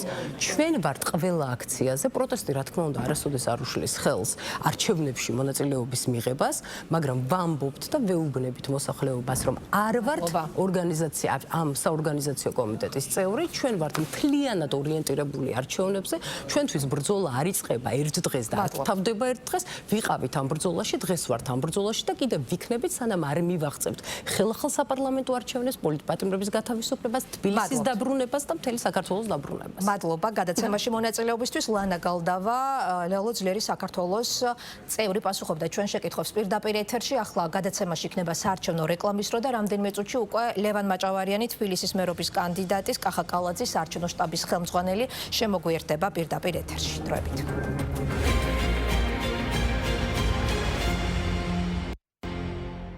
ბრუნდებით პირდაპირ ეთერში თქვენ უყურებთ გადაცემას დღის თემა და ახლა ჩვენს შეკითხვებს 4 ოქტომბრის არჩევნებთან და ასევე იმ საპროტესტო შეკრებასთან დაკავშირებით, რომელსაც გეგმავს ოპოზიციის ერთი ნაწილი რუსთაველის გამზირზე, უკვე უპასუხებს თბილისის მერობის კანდიდატის კახა კალაძის საარჩევნო შტაბის ხელმძღვანელი პარლამენტარი და ქართული ოცნების ერთ-ერთი ლიდერი ლევან მაჭავარიანი. მოგესალმებით ბატონო ლევან, მადლობა გადაცემაში სტუმრობისთვის. მოგესალმებით, მადლობა მოწვევისთვის, მივესალმებით ტელემაყურებელს. თქვენ ხართ ქართული ოცნების თბილისის მერობის კანდიდატის საარჩევნო შტაბის ხელმძღვანელი და ბუნებრივია უნდა დავიწყოთ საუბარი იმ ძიმე მოვლენებით, რომლებიც წინა კვირას სწორედ თქვენ საარჩევნო შტაბთან განვითარდა და შეიძლება ითქვას, რომ 8 სექტემბრის მოვლენების შემდეგ ერთი პროტესტის ერთ-ერთ კერად იქცა მელიქიშვილის გამზირი და კონკრეტულად კახა კალაძის საარჩევნო შტაბის მიმდებარე ტერიტორია. მესმის რომ შესაძლოა ძალიან მძიმედ მოსასმენი ყოფილიყო, თქვა პროტესტის გამოხატვის ის ფორმები, რომლებიც თქვა ჩვენ ვიხილეთ იქ აქციის მონაწილეების მხრიდან, მაგრამ გამომდინარე იქიდან რომ ხელისუფლებას მართებს უფრო მეტი პასუხისმგებლობა, რამდენად სწორი იყო რეაგირების ის ფორმები, რომლებიც უკვე შემდეგ მოყვა მათ შორის თქვენი შტაბის წევრების მხრიდან, რაც უკვე გადაიზარდა შემდეგ უმართავ პროცესში და იყო როგორც სიტყვიერი, ასევე ფიზიკური დაპირისპირებებიც. კიდევ ერთხელ მოგესალმებით. ამან სისტემატიური ხასიათი მიიღო. ბოლო 2 დღე არ გამოჩენილა, რა ვიცი. 4ჯერ იყვნენ ესე დაორგანიზებულად მოსულები, რა თქმა უნდა, ეს არის ჩვეულებრივად დაგეგმილი, კარგად გააზრებული პროვოკაცია, შტაბის გახსნის დღესაც იყვნენ მოსულები და მას შემდეგ კიდე 3ჯერ თუ 4ჯერ იყვნენ მოსულები. პირველი შემთხვევა, მოდი ესე ვთქვათ, ანუ ისე ჩაიარა პირველმა შემთხვევამ და საშინელ სიტყვებს იყენებდნენ შტაბში შემოსული სტუმრების მისამართით და იქ განსაკუთრებით აქტიურობენ გოგონები, რაც უფრო გასაკვირი არის. ესეთი სიტყვებით ილანძღებია, რომ კაცებისგან ფიზიკურად ეგეთი სიტყვები მე არ მომისმენია. იყო მეორე შემთხვევა, მესამე შემთხვევა და ერთ-ერთი შემთხვევა იყო, როდესაც ფიზიკურად ვერ მოვახერხეთ გაგვეკონტროლებინა გარკვეული ნაწილი იმ ხალხისა, ვინც შტაბში იმყოფებოდა, არა და იმ დღეს შტაბში გაცილებით მეტი ადამიანი იმყოფებოდა და რაღაცა შეხლა-შემოხლას ჰქონდა ადგილი, რაც რა თქმა უნდა, სასიამოვნო არ არის, თუმცა ძალიან რთული მოსათმენი არის ეს ყველაფერი და იყო იქ კიდე მას შემდეგ ერთი დაორგანიზებული, ასე ვთქვათ, უფრო მეტნი, როდესაც იყვნენ მოსულები და ჩვენ შევძელით ძალიან ისე ვთხოვეთ შტაბში მყოფ ადამიანებს. მაინც გარკვეულ გადაცდომებს, ანუ თქვენს აღიარებთ, რომ თქვა იყო იქ არასწორი ფორმები რეაგირების? ის როგორ არის ხა რაღაცა დაპირისპირება მოხდა ხო რა თქმა უნდა და იქ საშინელი ფაქტი იყო, როდესაც გოგონას ხელი დაარტყეს, მე მესმის ხა რომ ის გოგონა შეიძლება იგინებოდეს ისეთ სიტყვებით, რომელიც კაცისგანაც მოსმენელი არ გაქვს, თუმცა ნებისმიერ შემთხვევაში კაცური საქციელი ნამდვილად არ არის. ხაზგასმით მინდა აღვნიშნო და ეგ ჩემი პოზიცია არ არის, მხოლოდ ეგ მთლიანად ჩემი გუნდის პოზიცია არის. მაგრამ მაგის შემდეგი დღე იყო, როდესაც ანალოგიური განმეორდა და ჩვენ მოვახერხეთ ის რომ შტაბში მყოფი ადამიანები გაგვეკონტროლებინა, რაც ძალიან რთული იყო პირდაპირ გეუბნებით, თუმცა ეხლა ბიჭების ნაწილზე მინდა აღვნიშნო და აქედანაც მადლობა გადაუხადო, რომ ეს იყო ნამდვილად ქართული ვაჟკაცური საქციელი, იქიდან გამომდინარე, რომ მათ კარგად გაიაზრეს, რომ იქ რამე რომ მომხდარიყო, ეს საქართველოს დააზიანებდა და ეს თავშეკავება მათ გამოავლინეს თავისი ქვეყნის სიყვარულიდან გამომდინარე და კიდევ ერთხელ მათ დიდი მადლობა ამ ყველაფერისთვის. სწორედ კახა კალაძის ბანერს უკავშირდება ორი ადამიანის დაკავება, სამოქალაქო აქტივისტის შემდეგ დააკავეს უკვე ელენე ხოშტარია და დღეს ვნახეთ, რომ სისხლის სამართლის წესით არის ის ბრალდება მისთვის წაყენებული, მაგრამ ის გირაოს გადახდაზე უარს ამბობს. მაინც თუნდაც თქვა და ყველა იმ ფაქტის გათვალისწინებით, რომ არის დაძაბული წინა საარჩევნო ფონი, მით უმეტეს თქვა ბოლო თვეებში განვითარებული მოვლენების გათვალისწინებით, რამდენად სწორი არის აი ასეთ ფაქტებზე სამართლებრივი რეაგირების ეს ფორმები და კოალიცია ცვლილებებისთვის უკვე მეოთხე ლიდერის ციხეში ყოფნა. კი, რა თქმა უნდა, ჩვენ ვართ სამართლებრივი სახელმწიფო და შესაბამისად კანონი უნდა მოქმედებდეს და მუშაობდეს და მისი აღსრულება უნდა ხდებოდეს, ხო? ეხლა რატო ვიღებთ კანონებს, ხო? და როდესაც შენ რაღაცა პრეცედენტს დაუშვებ, როდესაც კანონი არ სრულდება, მაგ შემთხვევაში მაგალითს აძლევ კიდე სხვა პოტენციურ დამნაშავეებს, რომ იგივე ჩაიდინონ და მოგიტრიალდებიან და გეტყვიან, რომ ეხლა ერთი ადამიანი ვარ დაიჭირე, მე რატომ მიჭერ, ხო? შესაბამისად, როდესაც განზრახს ჩადიან და ეხლა თქვენ თქვით, რომ რამდენიმე ლიდერი არის დაკავებულიო, ხო? აბსოლუტურად ყველას აქვს დემონსტრაციულად დარღვეული კანონი და აბსოლუტურად ყველა მათგანმა იცოდა თუ რა სასჯელი მოყვებოდა ამ კანონ დარღვევას, ხო? და თავისი ფეხით შევიდნენ, ესე ვთქვათ, სასჯელ აღსრულების დაწესებულებაში და ხა ქალბატონ ხოშტარიასთან დაკავშირებით, ნუ გირაოსაც არ იხდის, ხო? შეუძლია გირაო გადაიხადოს. ანუ უნდა მას რომ სასჯელ აღსრულების დაწესებულებაში იმყოფებოდეს. რატომ უნდა ეს მეორე საკითხია, ხო? მე ხა ეს დანარჩენებზე რო ვისაუბროთ, რა თქმა უნდა, ისინი გარედავალებებით მოქმედებდნენ, როგორც მათმა გარე უფროსებმა ვერ გათვალეს ის, რომ მათი პარლამენტს მიღმა დატოვება თვითონ მათთვისვე იქნებოდა კონტრპროდუქტიული, ვინაიდან მათ ეგონათ, მათ გარე უფროსებს, რომ ჩვენ რაღაცა კომპრომისებზე წავიდოდით და არასწორი გათვლა გააკეთეს და დატოვეს ქუჩაში ოპოზიცია. შემდეგ მათივე მითითებით ისინი შევიდნენ სასჯელ აღსრულების დაწესებულებაში და მაქედან გამომდინარე ეს ხელისუფლებასაც ხომ აზიანებს, რომ თქვა და რამდენიმე პოლიტიკოსი თან ოპოზიციონერი ლიდერი არის წინა საარჩევნო ციხეში. გასაგებია, თუმცა ამ შემთხვევაში, რა თქმა უნდა, ყველაფერი არის ნათელი და აბსოლუტურად არავის თუ ვინმე მიკერძოებული არ არის, კითხვის ნიშანიც არ უნდა უჩნდებოდეს, თუ რატო იმყოფებიან ეს ადამიანები სასჯელ აღსრულების დაწესებულებაში. ანუ თავისი ფეხით არიან შესულები. და როდესაც ადამიანი დემონსტრაციულად კანონს არღვევს, მნიშვნელობა არ აქვს ის ოპოზიციის ლიდერია თუ პოლიტიკოსია თუ ჟურნალისტია თუ ჩვეულებრივი, არ ვიცი, უმუშევარი ადამიანია, რა თქმა უნდა, მან პასუხი უნდა აგოს კანონით გათვალისწინებული სასჯელით. ანუ სამართლებრივი სახელმწიფო სხვანაირად ვერ ჩნდება და ვერც ფუნქციონირებს, ხო? მაშინ ნებისმიერ ქვეყანაში იქნება ქაოსი და იქნება ანარქია და ჩვენ ამას არასდროს არ დაუშვებთ. ჩვენ ვართ ჩემდგარი, სუვერენული, დამოუკიდებელი და სამართლებრივი სახელმწიფო. რეაქციები ასევე მძიმე იყო, მაგალითად ბრიუსელიდან ევროკავშირის პრესპიკერმა განაცხადა კიდეც, რომ მის მხარს უჭერს ელენე ხოშტარიას და ყველა მის ციტირებას ვახდენ, მისი სიტყვების ყველა უსამართლოდ დაკავებულ პოლიტპატიმარ ჟურნალისტ და სამოქალაქო საზოგადოებას. კი ბატონო, ნახეთ ახლა ციტირებაში ჩვენ ამოვიკითხეთ სიტყვა უსამართლოდ დაკავებული, ხო? ანუ სწორედ მაგიტომ მიიღეს ის დავალება, რომ ესე დემონსტრაციულად ციხეში შესულიყვნენ, კანონი დაერღვია და სასჯელ აღსრულების დაწესებულება შესულიყვნენ, რომ მეტი სალაპარაკო მიცემოდათ ამ ევრობიუროკრატებს, რომლისგანაც ჩვენ მიჩვეულები ვართ აბსურდზე საუბარს, ხო? ანუ რას ნიშნავს უსამართლოდ დაკავებული? ანუ მათ ქვეყანაში რო ანალოგიური მოხდეს, ანუ სასჯელ აღსრულების დაწესებულებაში არ აღმოჩნდება ის პირი, არ აქვს მნიშვნელობა პოლიტიკოსი არის თუ სხვა პროფესიის ადამიანი, რა თქმა უნდა აღმოჩნდება. შესაბამისად, სიტყვა უსამართლობაში უკვე იკითხება, როგორი უსამართლო დამოკიდებულება არის იქიდან და როგორი აბსურდული დამოკიდებულება არის. ამას ჩვენ არ გავატარებთ, გამორიცხული არის. ჩვენ მოქმედებთ ჩვენი დღის წესრიგით, ეს დღის წესრიგი არის, რომ კანონი არსებობს და კანონი არის აბსოლუტურად ყველასთვის. ყველანი თანასწორები ვართ კანონის წინაშე. და მათ რომ სურთ, რომ ესე გარედავალებებით სასჯელ აღსრულების დაწესებულებაში აღმოჩნდნენ პოლიტიკოსები, რომ მეტი სალაპარაკო მიეცეთ, ხო? ამით მაინც არაფერი არ გამოდით, იქიდან გამომდინარე, რომ ჩვენი მოქალაქეები უკვე მით უმეტეს ბოლო 4 წლის, რაც უკრაინაში ომი დაიწყო და რაც ეს უსამართლობის ნიაღვარი წამოვიდა, ხო? ჩვენი მოქალაქეების აბსოლუტური უმრავლესობა ძალიან კარგად არჩევს თეთრს და შავს და მნიშვნელობა არ აქვს, თქვა 5 წლის წინ თუ რა ვიღაცა ევროპარლამენტარი რაღაცას იტყოდა და იმას ქართველთა უმრავლესობა დაიჯერებდა, იმიტომ რომ ეს ევროპარლამენტარია დღეს, ანუ ესე აღარ უყურებენ საკითხს ქართველები, ხო? ევროპაშიც, ამერიკაშიც, ჩრდილოეთშიც, სამხრეთშიც, აღმოსავლეთშიც, დასავლეთშიც ყველგან არიან კეთილსინდისიერი ადამიანები და პოლიტიკოსებიც და ყველგან არიან მატყუარა ადამიანები და პოლიტიკოსებიც და ჩვენმა მოქალაქეებმა ამის გარჩევა ძალიან კარგად ისწავლეს. მაქედან გამომდინარე გვაქვს მახელა მხარდაჭერა და ზუსტად ეს იყო ასახული წინაარჩევნებში. როდესაც აი კანონის აღსრულებაზე საუბრობთ, თქვა, მუდმივად გახსენებენ ოპონენტები, რომ კანონდარღვევებზე არ არის მეორე მხარე. ამ შემთხვევაში სამართალდამცველები არ არიან დასჯილები, რომლებმაც თქვა იძალოდეს გასულ წელს დემონსტრანტებზე. ანუ ეს შერჩევით სამართალზე ხშირად მიგიხდებენ და გახსენებენ, რომ სპეციალურ საგამოძიებო სამსახურში მიმდინარეობს დღემდე გამოძიება და პასუხისგებაში არავინ მიუციათ. პასუხი აბსოლუტურად ყველაფერს გაეცემა, თუმცა მანდაც მინდა შევახსენო ყველას, რომ დაახლოებით 1000-მდე დემონსტრანტი ძალადობდა ეხებოდა პოლიციელებზე, ხო? და დაკავებული არის თუ არ ვშტები 30, ну დაახლოებით ეგეთ ფარგლებში არ მინდა ხა ციფრში შევცდე, ხო? პლუს მინუს რაღაცა რაოდენობა, ხო?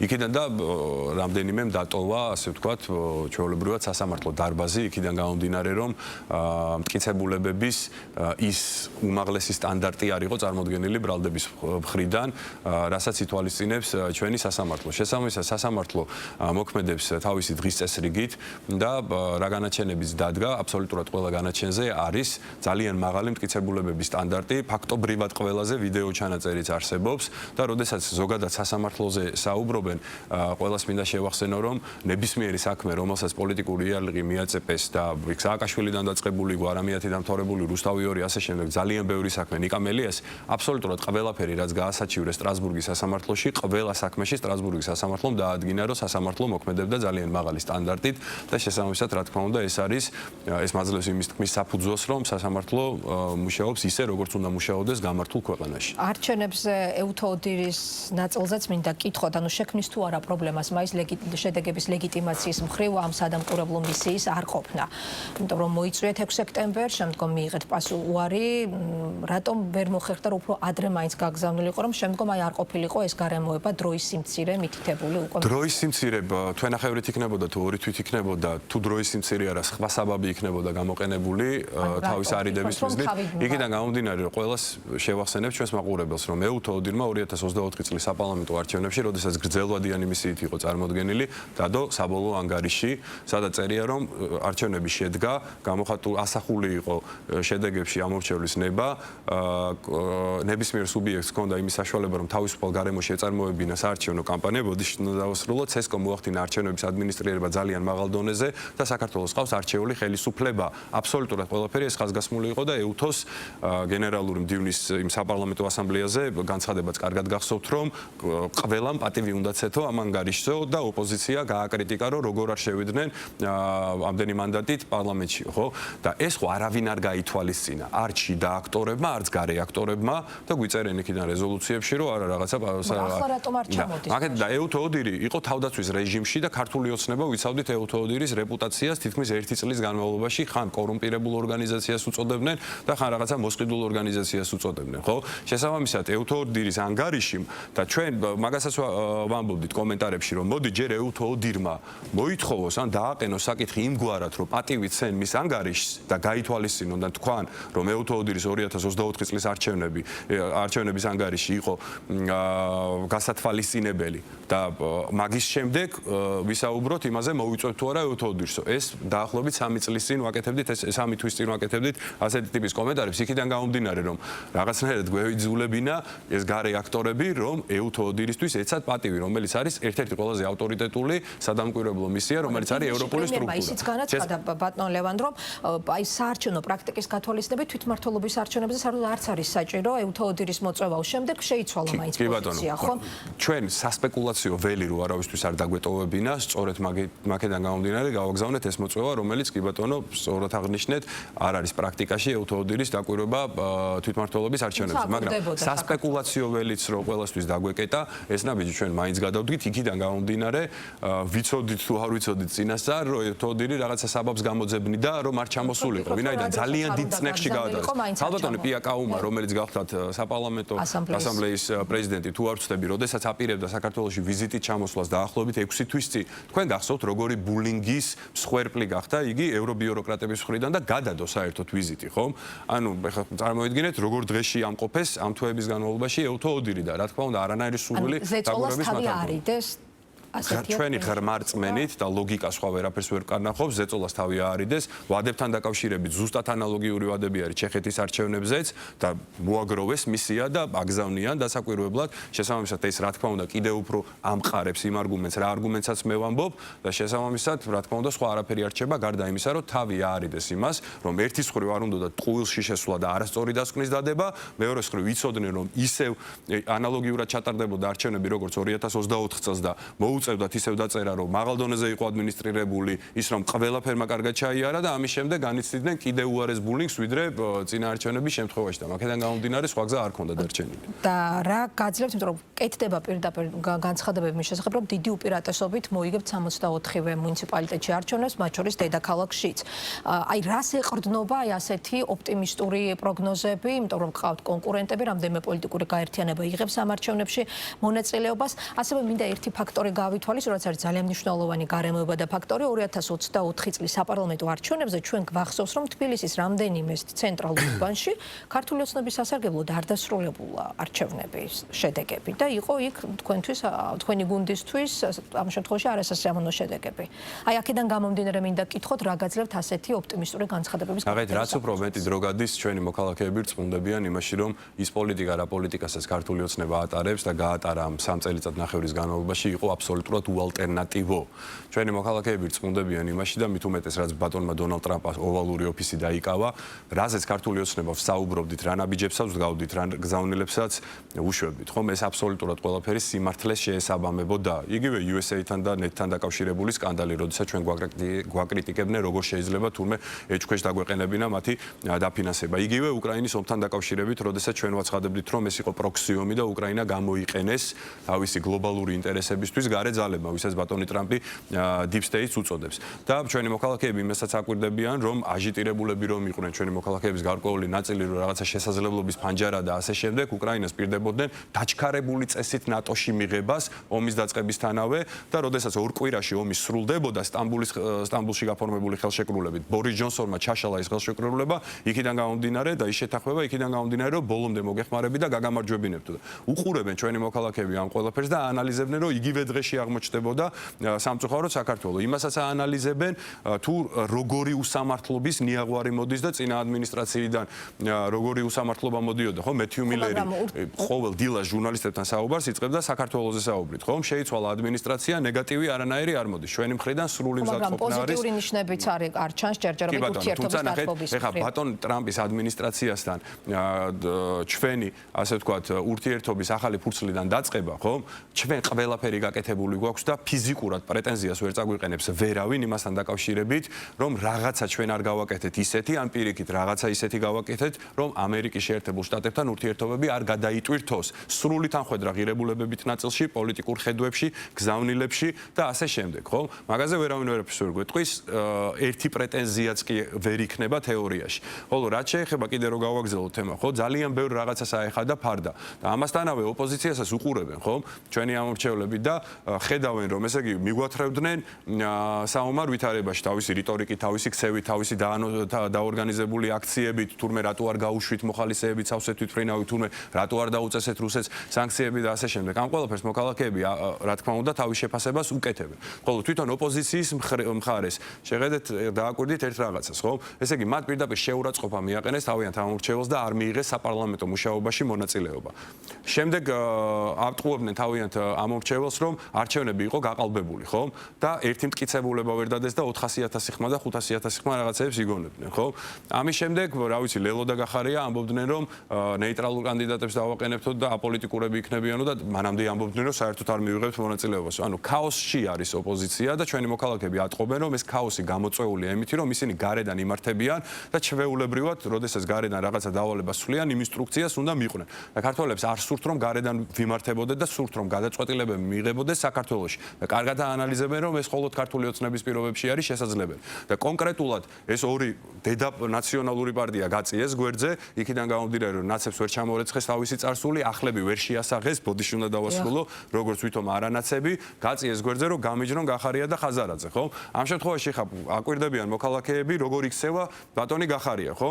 ნუ გუნდიდან გაიქცა, ქვეყნიდან გაიქცა, თუმცა აქ ყველაზე მნიშვნელოვანი რა არის, რომ ყველაზე მნიშვნელოვანი ის არის, რომ როდესაც 10-ჯერაა პირდაპირ ეთერში გამეორებული, რომ ყველა ბრძანება მან გაცა და რეზინის ტყვიებზეც ბრძანება მან გაცა გამოყენებაზე, ხო? საგამოძიებო კომისიაზე ხელი ბინძურად შეაწმინდა პოლიციელებს და თქვა, რომ პოლიციელებმა ეს თვითნებური გადაწყვეტილება მიიღესო, ხო? ამას ხო უყურებს ჩვენი მოქალაქე და ხვდება თუ ვისთან აქვს საქმე და შესაბამისად მისი რეიტინგი კლებულობს.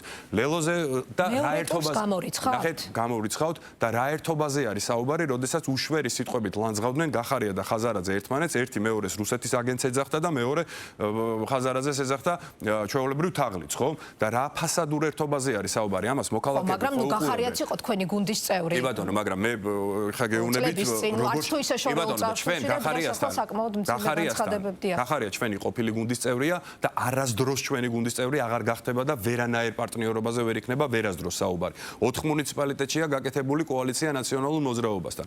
ვისაც ლანძღავდა და თაღლიც ეძახდა, იმასთან თითქოს და რაღაცა ფასადური ერთობაზე არის საუბარი. ეხლა ლელოს გადავხედოთ. უყურებენ ხაზარაძეს, რომელიც თაღლითობისთვის არის მსჯავრდებული, ბრალდებული, 17 მილიონი გააქრო ბანკიდან და TBC ბანკს მოუწია 3 მილიონის გადახდა ჯარიმის სახით, ხო? შემდეგ უყურებენ, რომ ანაკლის სპორტზე უჩივლა საქართველოს 2 საერთაშორისო საარბიტრაჟო წააგო და პარიზის საარბიტრაჟო რომ მოეგო, იმგვარად ქონდა ნაჩივლი, რომ ჩვენი ქვეყნის ბიუჯეტიდან უნდა წაეღო $1.5 მილიარდი. პარტიაში ყავს ალეკო ელისაშვილი, რომელიც უშვერი სიტყვებით ლანძღავდა და აქ უკვე პრინციპულობაზე საუბარი არ არის, ხო? ეხლა როდესაც გადაეხვიენ ერთმანეთს და უშნოდ გამომივიდა ძმაო ალეკო ელისაშვილი როეუნება, მაშინ ისეც ახსნას უშნოდ რა გამოვიდა, მოიტყუა თუ უშნოდ ის გამოვიდა, რომ სიმართლე ილაპარაკა, ხო? და ამ ყველაფერს ხო აკვირდებიან ჩვენი მოქალაქეები და შესაბამისად როგორ უნდა ენდონ ან ერთს ან მეორეს და რა ერთობაზე არის საუბარი, როდესაც სრულ დისონანსში იყო, ასე ვთქვათ, მათი ხედვები და დაპირისპირება. გამორიცხავს მათ შორის თბილისში თქვენი გუნდი. კი, რა თქმა უნდა, ჩვენი მიზანი არის და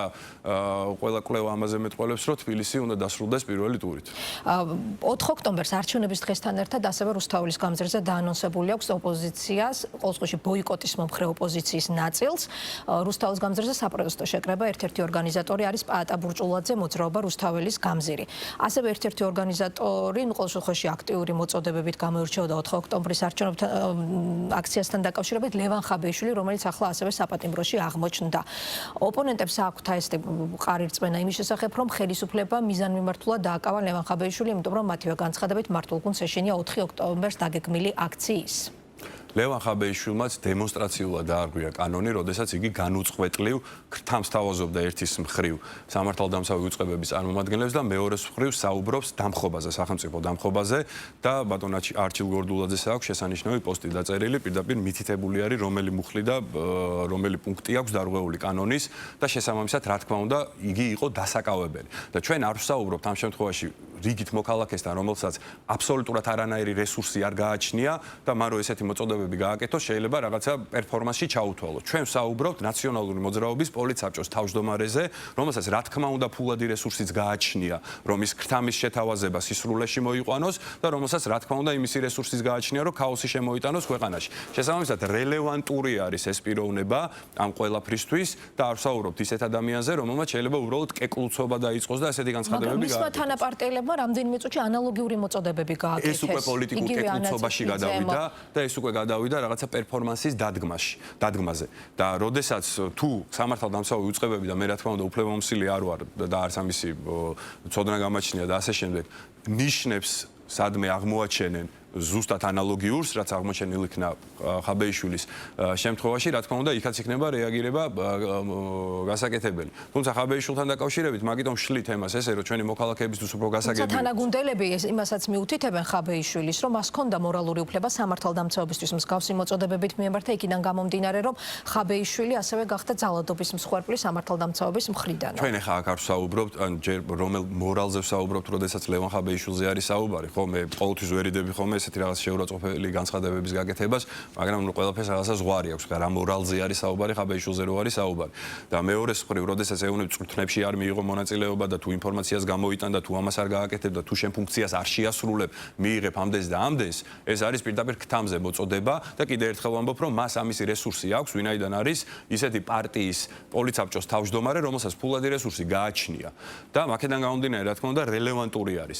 და იმასთან დაკავშირებით, ეხა ქაოსი და არეულობის შემოტანა, ხო, ნუ ესეც არავის არ უნდა გაუკვირდეს, კი, ბოლო 13 წელი ამით არიან დაკავებულები, ბოლო 4 წლის განმავლობაში 4 თუ 5 რევოლუციის მცდელობა ვიხილეთ საქართველოში, კი, რა თქმა უნდა, მოდუნების საშუალება არავის არ აქვს, კი, რა თქმა უნდა, ეცდებიან სიტუაციის დაძაბვას, კი, რა თქმა უნდა, კარგად არის კიდევ გამოსაძიებელი, რატომ შემოვიდა ასაფეთქებელი ნივთიერება საქართველოში, ეგეც მაგაზეც სახელმწიფო უსაფრთხოების სამსახურს ეხა, ნუ რა თქმა უნდა, გასმაგებულად იძიებენ მაგ საკითხს, იმიტომ რომ ძალიან უცნაურად ემთხვევა დროსა და მოსვიცეში ეს ყველაფერი, მე მტკიცებით ფორმაში ვერაფერს ვერ ვიტყვი, იქიდან გამომდინარე რომ გამოძიება დასრულებული არ არის, თუმცა ამ ყველაფრის ცდელობა რა თქმა უნდა ექნება და კიდე რაღაცა ქაოსის შემოტანის ცდელობა იგივე 4 რიცხვში ექნება, თუმცა ნუ არაფერი არ გამოვუვათ, იქიდან გამომდინარე რომ ჩვენ შემდგარი სახელმწიფო კონკრეტული გეგმა რომ უნდა წარუდგინონ მინისტრთა კაბინეტი და დარწმუნებულები არიან რომ საღამოსთვის უკვე ხელისუფლება იქნება გადმობარებული. თამაშის გაგრძელება არის, როდესაც ჯერ ქალბატონის ზურაბიშვილის ასე ვთქვათ ინიციატივით რაღაც ალტერნატიული პარლამენტი შექმნეს, მე ალტერნატიული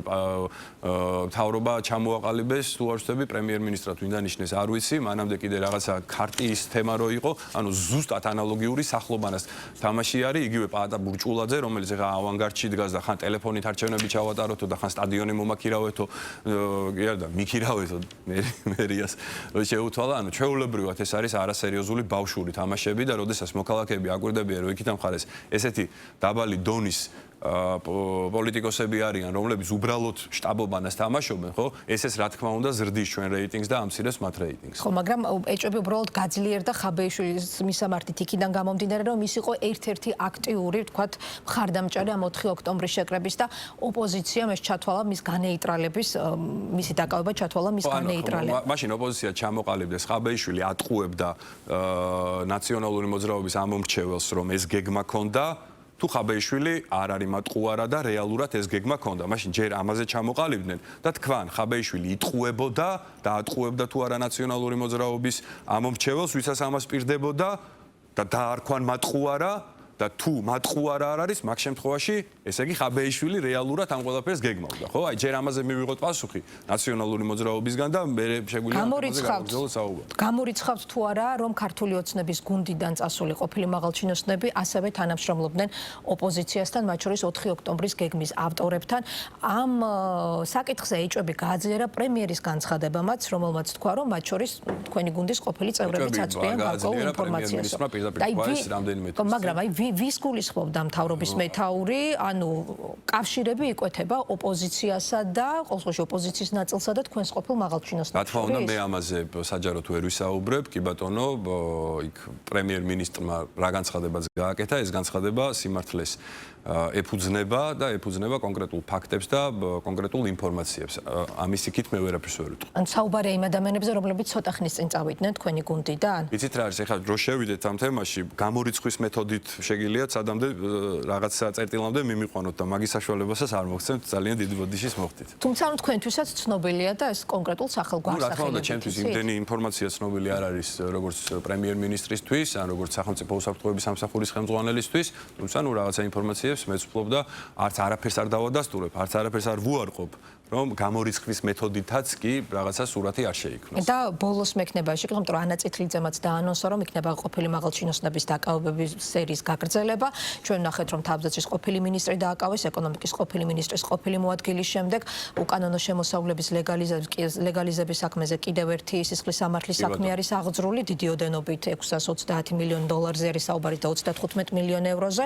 ანუ შესაძლებელია თუ არა, რომ გაგრძელდეს ყოფილი მაღალჩინოსნების დაკავებები. თან დაანონსეთ კორუფციის შესახებ კანონის გამკაცრებას. ნახეთ, ინდულგენცია არც ყოფილი თანამდებობის პირობა არ არის, არც ამჟამინდელი თანამდებობის პირობა არ არის და თქვენ ნახეთ ინიციატივა პრემიერ-მინისტრის ინიციატივა ჩვენ ახლა ამ კანონს მივიღებთ, რომელიც კიდევ ერთი პრევენციული ხასიათის კანონი იქნება კორუფციასთან, ბრძოლასთან დაკავშირებით. ახლა ვიღაცას თუ ფიქრობს, რომ რაღაცა ფულს იშოვის კორუფციული სქემით, რამდენიმე წელს მოიხდის და გარეთ დიდი ქონება დახვდება, ამის საშუალებასაც არ მივცემთ, ვინაიდან 30 წლის განმავლობაში მას და მის ოჯახს მოუწევს დეკლარაციის შევსება და ფიზიკურად ესეც სერიოზული პრევენციის მექანიზმი არის. ახლა თქვენ თუ კორუფციასთან დაკავშირებით გადახედავთ, რაც ბატონი კობახიძე გახდა პრემიერ-მინისტრი, აბსოლუტურად ყველა სამთავრობო განკარგულება არის საჯარო. შეიქმნა დამატებით მთავრობის ეფექტურობის დეპარტამენტი, რომელიც მუშაობს კორუფციის აღმოფხვრაზე.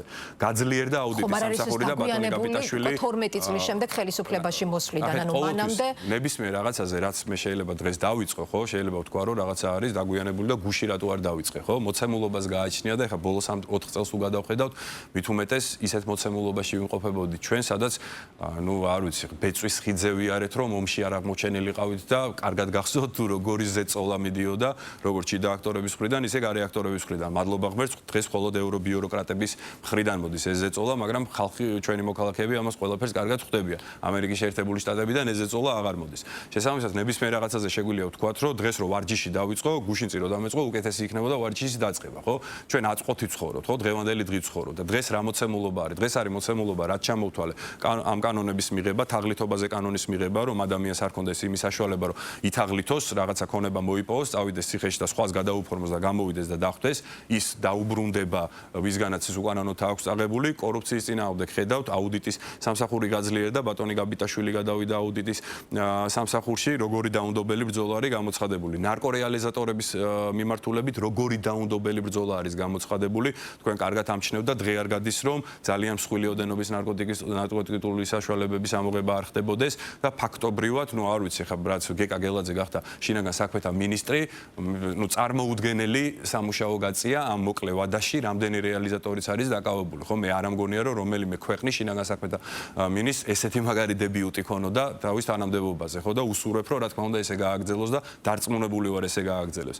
ბატონი მდინარაძე გახდა სახელმწიფო უსაფრთხოების სამსახურის ხელმძღვანელი, ხო? შესაბამისად ანტიკორუფციულიც იცით, რომ ამ უწყებაში შედის და ხა მდინარაძეზე, არ ვიცი, ბევრი ლაპარაკი არ მინდა, თუმცა ყველა ქვეყანა ისურვებდა, რომ ეგეთი მაღალი დონის პროფესიონალი ხელმძღვანელობდეს ქვეყნის უშიშროებას თავისი კორუფციული მიმართულებით და ასე შემდეგ, ხო?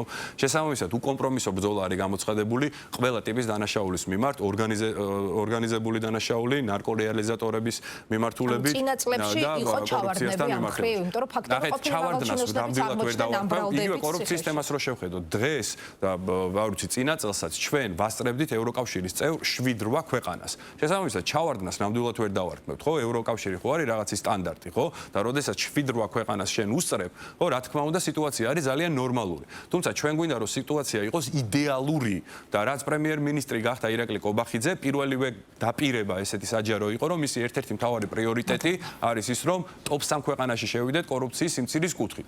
შესაბამისად, ჩვენ არ გვაკმაყოფილებს, რომ 7-8 ქვეყანას ვასწრებდეთ, ჩვენ გვინდა რომ სოფლიოში ტოპ 3 ქვეყანაში შევდიოდეთ კორუფციის სიმცირის კუთხით და აბსოლუტურად ყველა ნაბიჯი იდგმება მაგისთვის და შესაბამისად, ეხლა რა კანონსაც მივიღებთ, ეს კანონიც იქნება სერიოზული პრევენცია იმისთვის, რომ თავშიც არავინ არ გაიფიქროს რაღაცა კორუფციული სქემით რაღაცა ფულის შოვნა.